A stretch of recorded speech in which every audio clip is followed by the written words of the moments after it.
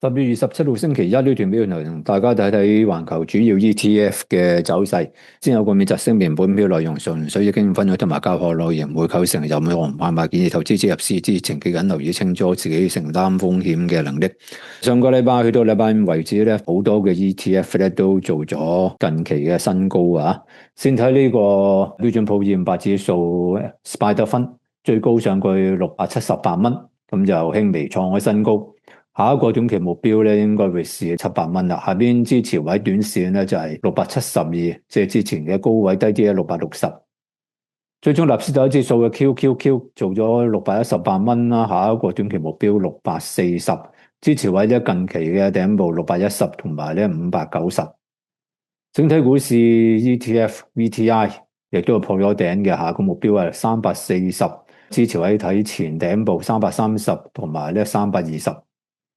追蹤全球非美股票市場嘅總體股市 ETF， 咁啊企響75蚊附近，能夠突破嘅話咧，下個目標咧79，下邊支持位73同埋71。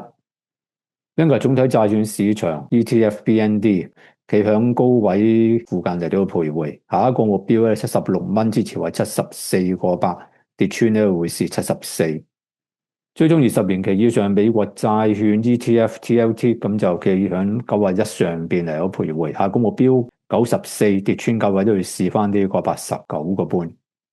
追蹤金價嘅 GLD 支持位370啦，近期嘅阻力咧390蚊附近，闊啲嘅範圍下邊睇350，上邊睇416。追蹤白銀嘅 ETF SLV 上落範圍43到4.8，闊啲嘅範圍38蚊到54蚊。DBC 追蹤一籃子商品嘅 ETF 是近期嘅高位啦，23蚊附近，破位會是23.4同埋24蚊，下邊支持位22.4同埋21.7。農業 ETF 禮拜四、禮拜五咧就係跌翻落嚟啊，成個禮拜都係收低，支持位26.5同埋25.3，上邊阻力27.2同埋27.8。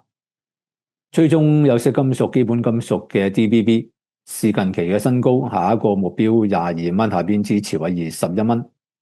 納斯達克網絡安全 ETF CIBR 繼續窄幅上落75蚊到78蚊，破78蚊，下個阻力會是82。Group X 嘅國防科技 ETF XJLD 叫做窄幅徘徊，支持位63蚊，阻力位70蚊。標普韓泰與國防 ETF SAR 咁就試近期新高。250蚊輕微穿咗，短期下個目標睇270，下邊支持位236。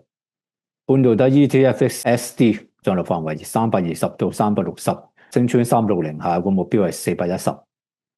iShare 嘅半導體 ETF SOXX 輕微創新高，298，下個目標咧320，下邊支持位280同埋270。全球黃金礦業 ETF RING 支持位睇60蚊，阻力位66蚊，跌穿60蚊要試53，上邊高一級阻力76。全球白銀同埋金屬礦商 ETF SLVP 上落範圍24到28，闊啲嘅範圍咧20蚊到31。油同埋核能 ETF NLR 上落範圍135到160。太空 ETF 上落範圍36到40，闊啲嘅範圍32到44。新城市人工智能 ETF CHAD 上落範圍咧60蚊到66，闊啲嘅範圍55到75。睇下個別地區 ETF， 反歐 ETF 響歷史頂部咧有阻力81.5嗰啲位，升穿會是83蚊，下邊支持位80蚊。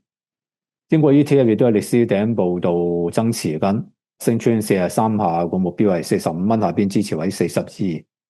德國 ETF大幅上落，響個特定範圍裏邊41到43。法國上落範圍44蚊到45.5。意大利上落範圍50蚊到53蚊。